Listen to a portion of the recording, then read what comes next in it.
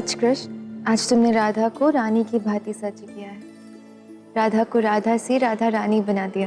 राधा या रानी अपने श्रृंगार से नहीं, कर्म से बनते हैं राधा। मैं चाहता हूं कि आज जब तुम अपने दायित्व का वहन करो तो सबको तुम्हारे इस नए व्यक्तित्व की छवि दिखे। आज के पश्चात तुम्हारा जीवन बदलने वाला है।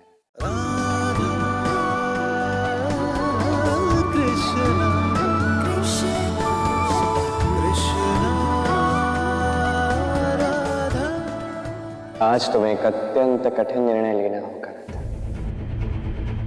अपने मन को दृढ़ कर लो, क्योंकि इस निर्णय का अत्यंत भारी मूल्य तुम्हें चुकाना पड़ेगा।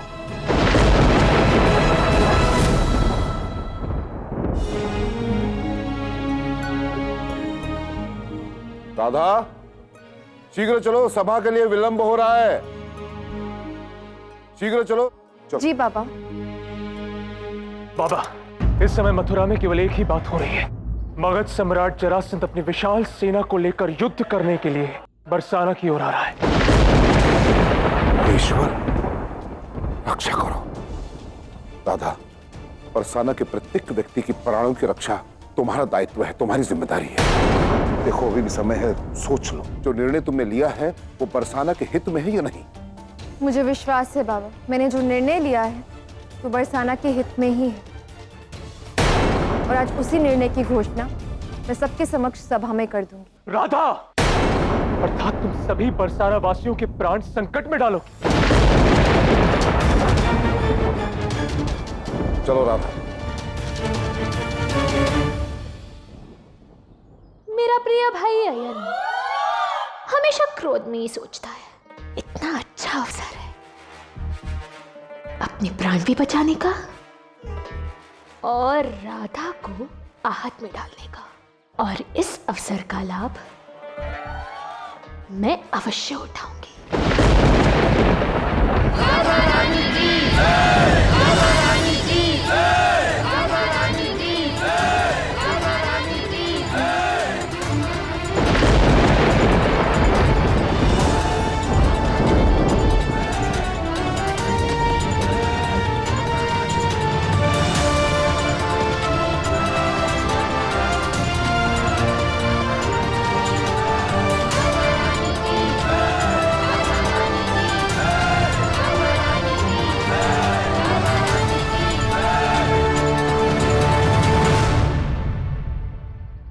तो कहिए, राधा रानी, जरासंध की विशाल सेना बरसाना पर आक्रमण करने हेतु शीघ्र ही आ रही है। ऐसे में सभी बरसाना वासियों की सुरक्षा हेतु क्या व्यवस्था की गई है? मेरा निर्णय अटल है। हम बरसाना छोड़कर कहीं नहीं जाएंगे।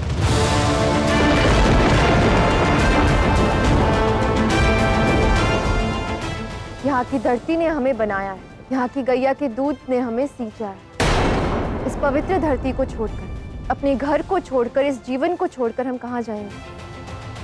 जो भागने का निर्णय लेते हैं वो सदैव भागते ही रहते हैं, किंतु हम भागेंगे नहीं, हम भाग लेंगे।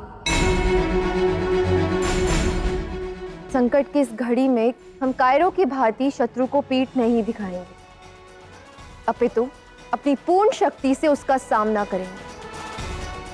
महाराज उग्रसेन की सेना, कृष्ण जैसा योद्धा जिसने कंस का अंत किया है, और बलराम जैसे महारथी जिसने कंस के 8 भाइयों का वध किया है, जब वो हमारे साथ है तो हमें किस बात का भय? तो इस समस्या की जड़ ये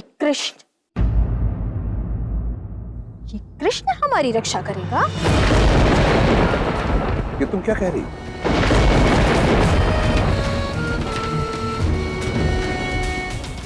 वो सत्य जो आप सब देख नहीं पा रहे। आप ही सोचिए, मथुरा में प्रवेश करने की अनेक सीमाएं, जरासंध बरसाना से क्यों आक्रमण कर रहा है?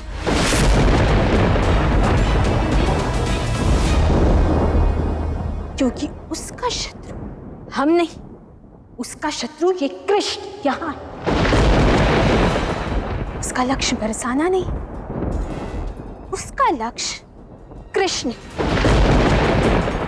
वो कृष्ण जिसने अपने माता पिता को कारागार से निकालने के लिए जरासंध की सबसे प्रिय जवाई कंस का वध किया।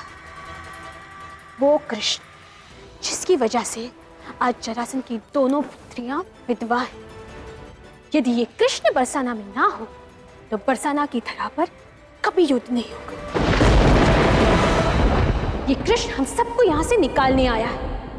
सत्य तो ये है कि यदि ये कृष्ण यहां से जाएगा तो हम सब सुरक्षित हैं।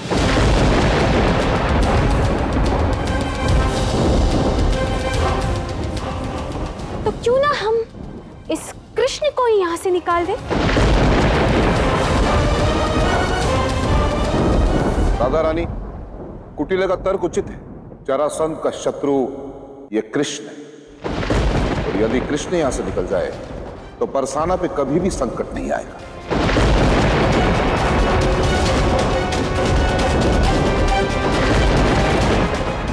हाँ, कृष्ण को निष्कासित करना होगा।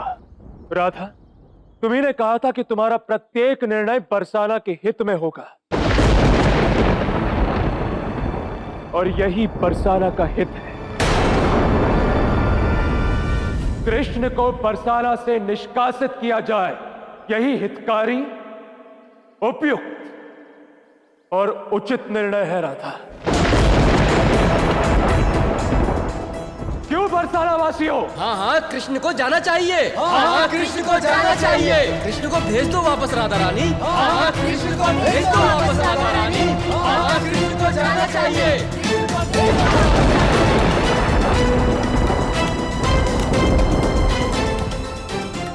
मैं तुमसे वचन चाहता हूं कि मेरी अनुपस्थिति में भी तुम सर्वप्रथम बरसाना के हित के विषय में ही सोचोगे।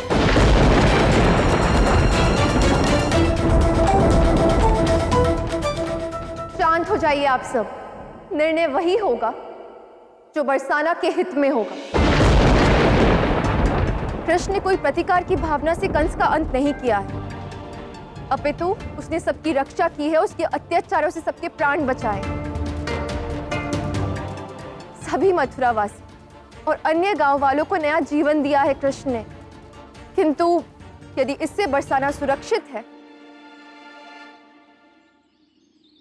तो कृष्ण को यहां से जाना हो, यहां से जाना हो, यहां से जाना हो, यहां से जाना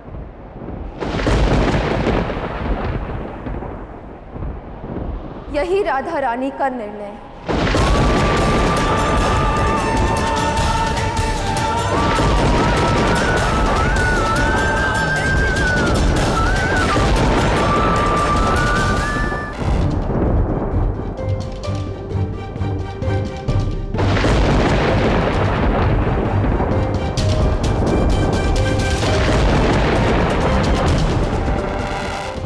देख रहे हो कान्हा, कितनी विशाल सेना के साथ आ रहा है जरासंध।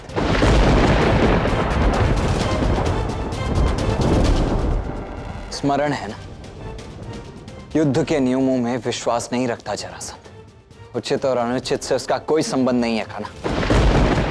वो अकस्मात कभी भी आक्रमण कर सकता है। ऐसा कुछ भी नहीं होगा था। वो यहाँ आक्रमण नहीं करेंगे, क्योंकि राधा का आदेश अब आ चुका है। कृष्ण यहाँ होगा ही। अर्थात हम अभी इसी क्षण सब कुछ छोड़कर यहाँ से चले जाएंगे कान्हा। हाँ देव, अब यही होगा।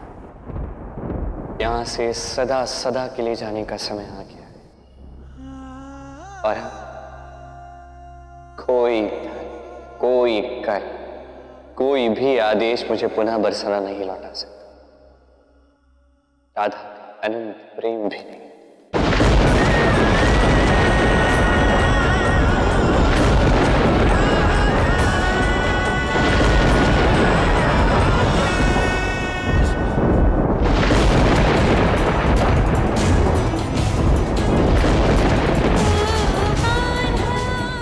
मैं तुमसे वचन चाहता हूं कि मेरी अनुपस्थिति में भी तुम सर्वप्रथम बरसाना के हित के विषय में ही सोचोगे।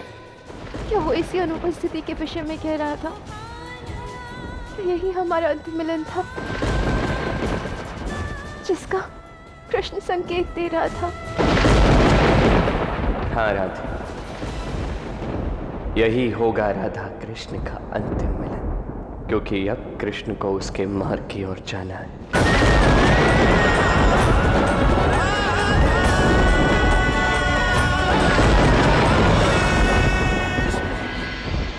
श्री कृष्ण की बहुत चिंता हो रही है सुनेत्रा। सब कुछ जानते हुए भी मैं उसकी कोई सहायता नहीं कर पाई। कितनी असहाय और विवश हूं मैं। अरे ये क्या, हमारी सेना विजय द्वार पर है और हमारी बहना रो रही है। ऐसा मत करो बहना।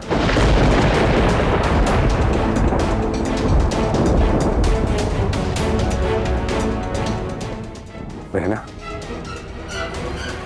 सम्राट कह रहे थे कि तुम्हें उस कृष्ण से प्रेम है। कथाजित इसलिए तुम्हारे आंखों में अश्रु है बहना। यदि ये सत्य है तो देखो तुम्हारा भाई आज तुम्हारे लिए 2 खुशी के समाचार लाया है बहना। सच भ्राता, क्या सम्राट जरासंध ने युद्ध की मंशा त्याग दी है? कहीं ना भ्राता। अरे नहीं रे बहना, जरासंध जैसे महाबली एक बार अपने कदम बढ़ा ले तो पीछे नहीं हटते।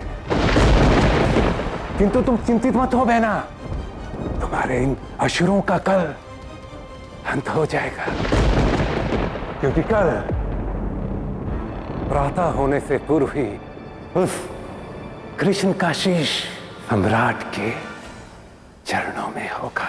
भ्राता, भ्राता भगवान के लिए ऐसा मत कीजिए। आप जो भी कहेंगे मैं वो सब कुछ करूंगी, पर ये विध्वंस होने से रोक लीजिए। आप सम्राट जरासंध को रोक लीजिए। नहीं रे बहना, कृष्ण का अंत तो निश्चित और क्रूर ही होगा। उसने मेरी ही बहन को मेरे विरुद्ध करवाया, अपने ही भाई से विश्वासघात करवाया, और अब कृष्ण को दंड के रूप में मिलेगी मृत्यु, और तुम्हें दंड के रूप में मिलेगा नया जीवन। कार्य करो, तुम ऐसे ही रोते हुए सम्राट के समक्ष आओ। हाँ, कदाचित तुम्हारे अश्रुओं को देखकर उनका हृदय पिघल जाए और वो तुम्हें क्षमा कर दे। अरे शीघ्रता करो, जरासंध की सेना किसी भी क्षण पहुंचती ही होगी। बालक मोरी सभी खलियानों में छुपा दो। अरे नहीं नहीं, युद्ध में सबसे पहले खलियानों में आग लगती है। इन सबको गुफाओं में छुपाओ, शीघ्र करो। अरे भागो भागो, दौड़ो, चलो चलो चलो चलो चलो भाइयों चलो।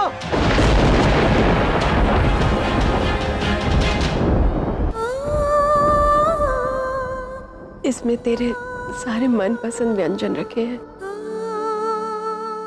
न जाने अब कब मिलन हो। इस बार तो राजा ने तुझे अनुमति दे दी थी, किंतु अब न जाने वो अपने युवराज को कब यहाँ आने की अनुमति दे। ऐसा कैसे सोच लिया आपने? इस कृष्ण का अस्तित्व उसके यशोदा मैया से। कृष्ण आपको पुनः अवश्य मिलेगा। तू जानता है लल्ला, बचपन से लेके आज तक मैंने सदैव ही तुझे एक नटखट साधारण सा बालक, साधारण सा ग्वाला समझने का प्रयास किया, किंतु एकांत में जब भी अपने मन की गहराई में जागा तो ऐसा लगता था कि तू साधारण नहीं है। तू अवश्य संसार में ऐसा कुछ करेगा जो समय की सीमा तक हर किसी को स्मरण रहेगा।